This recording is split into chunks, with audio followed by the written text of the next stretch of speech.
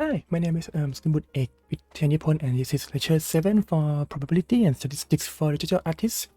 And today we are going to talk about discrete probability distribution. Right, so there are three keywords here in the topic: discrete, probability, and distribution. We have learned about probability last time on lecture 6, how we define and how to compute. Then we talk about distribution. It is kind of like accompanying the former word. And now we are going to look at the plot and see how they are distributed across all the possible outcomes. And this is we are going to talk about discrete for this class. And then just for the future notes, like in lecture 8, we are going to talk about continuous as opposed to discrete. But today we are going to start from the easier one, which is discrete. So let's get into it. Oh, by the way, if you look at the top part, and that's the outline of today's lecture. And we are going to divide it into 6 parts. Really fine. It's a very basic definition, and then we will introduce the 4 main discrete probability distributions that you can see in the basic problems that you might want to ask or you have been asked. Alright, so let's get into it. So first we start from recap from what we have seen before. Lots of things on the screen. The first thing is the random variable, which we define as x or any letter, usually the capital one. And that is gonna represent anything. But for this class, we are going to let it represent a number, whatever number it is. So in this example, we let x be the result of a die roll. And if you roll just the normal 6-sided die, the result would be numbers 1, 2, 3, 4, 5, or 6. So there are 6 results. So x can be 1, 2, 3, 4, 5, or 6. And they might have different probability for each phase, depending on what kind of dice or what kind of variable you are talking about. So here, once we have x, if we know how to compute the probability for each outcome, we can get this kind of table. The second table is when if you take the sum instead, you're gonna get a value from 2 to 12. Each value will have different probability depending on how likely it is to get the sum that specific number. And so let's start from definition. And what is discrete probability distribution? So before we go into details, I'm gonna use example from my favorite card game, Hearthstone. Is it hoping I have something? Hopefully not. Suppose that they are just for the sake of simplicity, like we are gonna assume that we are talking about only 2 different cards. So there are this guy, this cute little guy, Murloc Tinyfin. Look at him. Oh, so cute. And he has 2 fists, 2 teeth. Anyway, he has 1 attack and 1 health. So that's not what you would want to put in your deck. Unless you play something totally weird. Oh, yeah, this guy, it is at 20. But let's suppose we don't care about the condition of this card. He's the darkness. The big guy that. What's that? That's these 2 cards. And for Hearthstone, the rarity or the thing that indicate how good or how rare the card is the gem in the middle. The white one represents the common card. You can find a lot when you open packs. And the golden one is legendary, the good card that you would want to put some into your deck.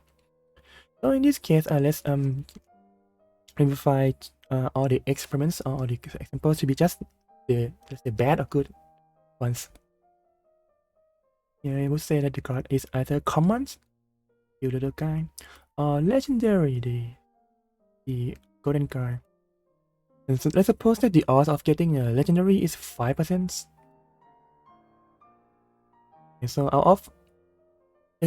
on average, like out of 100 packs or cards, you would find 5 legendary cards. You would find 95 common cards. But of course, that's just a chance. It's the number behind the scene. Okay, when you actually put full cards or buy pack of cards, then that number is not gonna be exact. You're gonna get different number of cards, and this is exactly what we are going to talk about.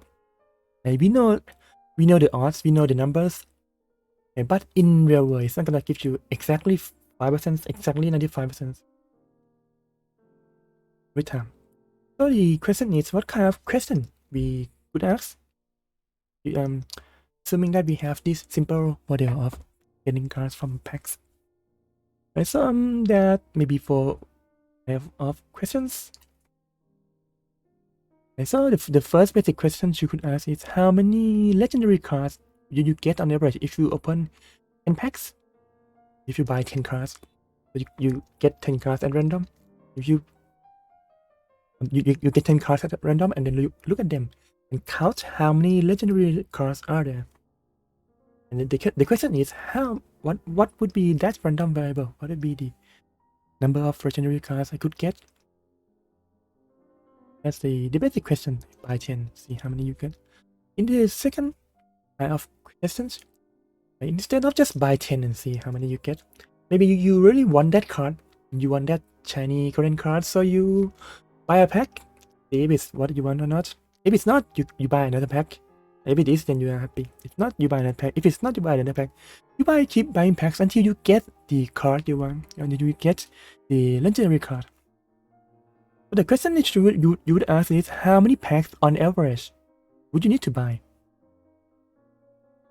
That depends on how lucky you feel that day. Maybe it's 1, maybe it's 10, maybe you have to buy you buy 10,000 packs and none of them are legendary cards. That's possible. But that would be another question that you might ask. Oh, that question. This is the case for the. I believe it is for most of collectible card games, CGs. The manufacturers will sell cards in the carton. Yeah, a big box. Maybe, let's say that the carton has 100 packs or 100 cards in this case. And to make sure that each carton has some fixed number of good cards, they would put maybe, let's say, 5 packs. In those 100 packs, we are going to get 5 of those packs are gonna be legendary cards. And then the question is, if I have that knowledge in advance, and then I buy 20 packs, how many legendary cards will I get? I noticed that the question is actually the same with the first question, except that in the third questions, we have some prior knowledge about how the cards are distributed in this particular carton. So that's gonna give you slightly different, but actually mostly different answer to the first one. And lastly, and we kind of like go back one step further. If instead of knowing that there are exactly 5 in each carton, let's suppose that we know that they have 6 cards on average in each carton. So some carton we have 6 legendary cards, some carton we have 10, some carton we have 1, some carton might have none legendary cards at all. And based on that assumption, based on that knowledge, you ask the same question, like how many legendary cards would you get if you buy 10 cartons? It's not going to be 10 times 6, right? Because again, 6 is just average. It's not guaranteed to be have 6 in every single carton. But this for the basic questions you might want to ask about. And then you can see the keyword here. That's the legendary card. It's something that you focus on. And soon enough, we will define that as a success. And once you find how likely to be successful, how likely to get the goal or the objective you want. And coincidentally, these 4 questions will correspond exactly to each of these random distribution. Oh, sorry, this probability distribution. From left to right. So let's find out what they are. But before we go into details, let's step back and define stuff. Oh, and let's say why you would have to know what it is one, because these four distributions and this all these type of questions are common questions that you might ask. So if you know that your question or the problem you are working on is one of these four distributions, then what you can do is you can Google the keyword. If you know it's the, let's say if you know that it's the second type, you would Google the keyword of geometric distribution, and that's gonna give you lots of results on how to compute, how to use formula, how to plot some graphs. You don't have to do the job from scratch. Remember that I think from the second class until now, we do everything from scratch. If you get a question, you list all the possible outcomes and we count how many are there in each case. But here, if you recognize that, oh, it is geometric, or you recognize that it is Poisson, or you recognize that it is polynomial, then that's gonna, you can go right to the answer without having to do the math. Right, then that's the first step. But if you know, then just Google it and get the formula. If not, then you can try to simulate the experiment. Maybe the wording of the problem is not exactly the same as what I'm teaching here. Maybe it's slightly different, or maybe it's totally different, but you are not sure why they would be that way. So you might simulate your experiment, like get some samples and plot some graph. Maybe after you plot a graph, and then you look at the graph, at the chart, and then you kind of recognize, oh, this one is actually, let's say this one is actually hypergeometric, for example. Then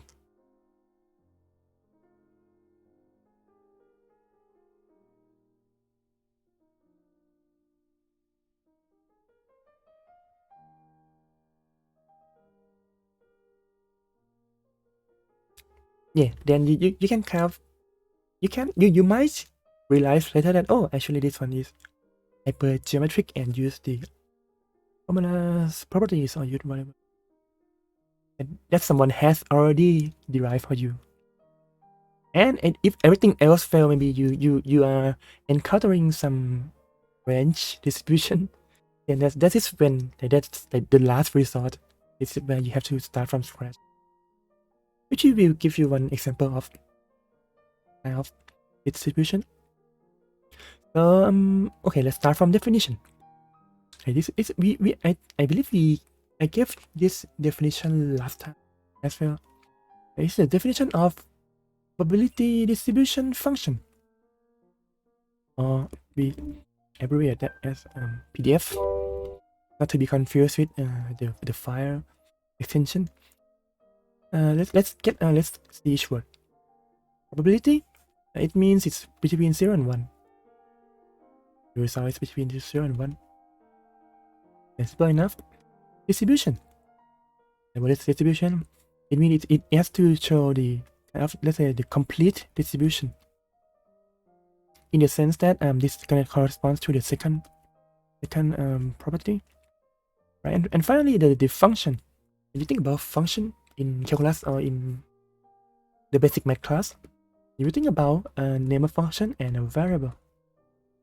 You have the first, this is the name, this is the variable, that's a function, and that's gonna give you some output. In the same sense of what we have done so far, when you write p of x, right, that looks pretty much like the function, doesn't it? And that's the name. That's the variable you put inside. Oh, I actually have to put it this way. Yeah, p of x, capital X equals to small x. The probability that the random variable is equals to a particular value. And this is what you put inside the function, and that's what it means inside the function. Right, so combining these three words together, we're gonna get a function that behaves like a distribution and agrees with the probability. Right, so let's take a look at the properties. The first, this is what I just showed you. Each of the value of the function has to be between 0 and 1, inclusive. There could be 1, there could be 0. Up to you. And the second one is the sum of probabilities of all possible values is 1. If you list out all the possible outcomes and you add all the probability of each outcome, then the result must be 1. That represents the meaning of distribution. It needs to have all the possible distribution for all the outcomes.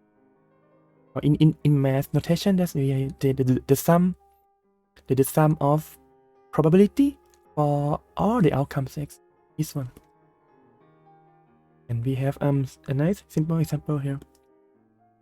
So there are 3 functions, which I should call them p1, p2, and p3. And the question is simply which one is probability distribution function? And that should give you 10 seconds. 10, 9, 8, 7, 4, 2, 1, bam. And so the first one is not distribution. It's not a PDF. The problem here is that there's one entry, right, that has a value that exceeds 1. But you know, if this were probability distribution function, then it has to satisfy that property. It doesn't satisfy that property, so it's not a PDF. So that's gone. What about the second one? All the values seem to be between 0 and 1. But that, so it does satisfy the first condition. That's what you want, but it fails the second condition, that the sum has to be 1. But the sum of this one is 0.9. So it's not exactly 1. So it's a function, but it's not the function that we can classify as the PDF one, not this type. And if you think it should be this type, right? If you get the number 0.9, then you have to double check your work. Maybe you are missing some case, or maybe you calculate some of these numbers incorrectly.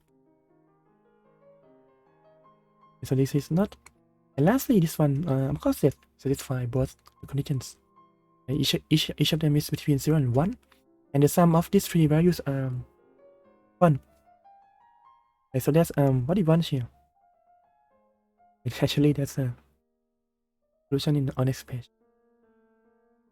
All right, so once we have once you define the random variable, you define the probability distribution function, then instead of using this table, we can use the graph to give you a better idea of how they are distributed across all the outcomes.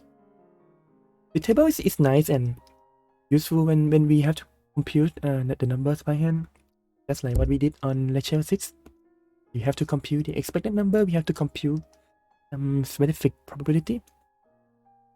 But if you don't care about the exact number, you care about the shape or how they look like, then it is better to use a graph. The nice thing about the graph, even if like without the legends, without the labels on the axes, you can get a sense of the values. For example, in this graph, you can see that there are 3 bars, but you know right away that there are 3 different outcomes for this random variable. And then if you look at the height of each bar, you can see that this one is twice as high as the bar on the left and on the right. And so whatever the number is, this outcome seems to be 2 times as likely as the rest. And indeed, if you review the labels now, this one is 0.5 or 1/2. This one is 1.25 or 1/4. And so that's 2 times as either each of these and so from this one you transfer that to a graph, and you get kind of like nice symmetric graph. Oh yeah, I should have read that first. The x-axis represents all the outcomes. If there are 10 outcomes, you would have 10 different bars. And the y-axis represents the probability of each outcome, of that outcome. So the higher it is, the more likely it is to happen. And actually we have the 0 one. I told you there are 4, but there are actually 5. We have the 0 one, which is the basic one, and that kind of like has its name. And we call them uniform distribution. And this is the case for the very first card when we assume that each outcome is equally likely. For example, if you flip a coin and they are 50-50, 50% chance to get a head, 50% chance to get a tail. Or if you roll a fair die, each face has a 1/6 probability to come up. And so this is the case when we have equal probability, and that's the meaning for the word uniform. Look uniform. Yeah, actually, if it may be better to just show the graph. If they are equal, then the height of each bar the same. And also you know that if there are 6 bars, then each bar has the height of 1/6. Sorry about the pixel of this graph, but anyway. Okay, so there are two properties. The first one is each outcomes. The number of possible outcomes is finite. So there may be 2 or 6 or 10 or 100. And secondly, all the outcomes are equally likely. If once you recognize they are equally likely, then you know that the probability of each outcome is 1/n, where n is the number of outcomes. And so that's the most common one, let's say boring one. And let's take a look at something that is less boring in the binomial distribution.